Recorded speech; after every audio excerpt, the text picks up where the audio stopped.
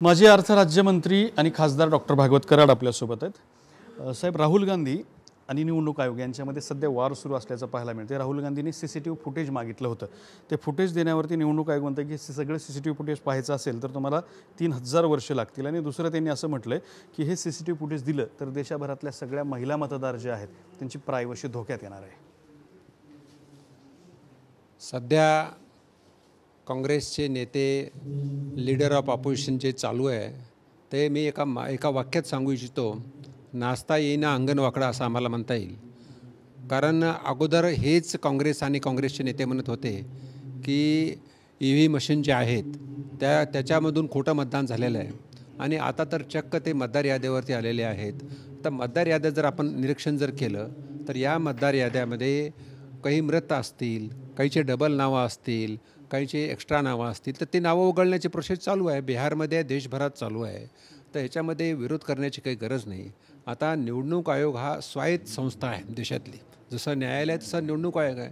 आणि निवडणूक आयोग हे नियमानं चालत असताना एक एक गोष्टी त्याच्यातून मागणं आणि जे योग्य असेल ते निवडणूक आयोग देतच असतं। अशा परिस्थितीमध्ये जर निवडणूक आयोग म्हणत असेल की आम्ही हे देऊ शकत नाहीत, त्याच्यामध्ये काही गुप्तता असेल तर ते धोक्यात येईल आणि त्याला 3000 वर्ष लागतील, हे म्हणजे निरीक्षण करणंसुद्धा अवघडच आहे। कारण निवडणूक आयोगाची भूमिका योग्य आहे आणि निवडणूक आयोग हे स्वायत्त असल्यामुळे त्याच्यावर कुठलाही पक्ष किंवा सरकार त्याच्यावर प्रेशर आणू शकत नाही। मी त्या भूमिकेला योग्य भूमिका असं समजतो। दुसरा महत्त्वाचा मुद्दा आहे ते म्हणजे राहुल गांधींनी जो काही सध्या डाटा बाहेर दाखवलेला आहे सगळा मतदार यादीच्या संदर्भातला वगैरे, निवडणूक आयोग म्हणतो की तो डाटा आमचा नाही। मला सांगायचं आहे की जो डाटा राहुल गांधींनी प्रेसमध्ये दिला आणि निवडणूक आयोग जर म्हणत असेल तो डाटा आमचा नाही आहे, याचा अर्थ निवडणूक आयोगाला योग्य मानलं पाहिजे आपण। कारण निवडणूक आयोग काही खोटा डाटा देणार नाही किंवा खोटी बातमी देणारच नाही आहे। म्हणून अशा खोट्या काहीतरी बातम्या, खोटा डाटा तयार करणं आणि जनतेची दिशाभूल करणं हे काँग्रेसचे नेते, विशेषतः leader of opposition in parliament हे करत आहेत आणि ते अत्यंत चुकीचं आहे।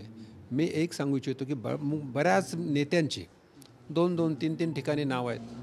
म्हणजे बिहारचे नेते तेजस्वी यादव यांचेसुद्धा 2 ID कार्ड सापडले, वोटर्स कार्ड।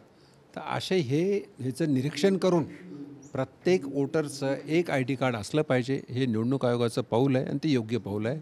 म्हणून हे जे काय चाललं आहे, जे आता राहुल गांधीची यात्रा चाललेली आहे ते सुद्धा एक निवडणुकीचा भाग आहे, फक्त मतदारांना दिशाभूल करण्याचा एक भाग आहे। हे होते भागवत कराड यांनी राहुल गांधींवरती आरोप केलेत की राहुल गांधी यांची भूमिका म्हणजे नाचता येईना आणि अंगण वाकडं। कॅमेरामन अमित आडेसोबत दत्ता कानवटे, TV9 मराठी, छत्रपती संभाजीनगर।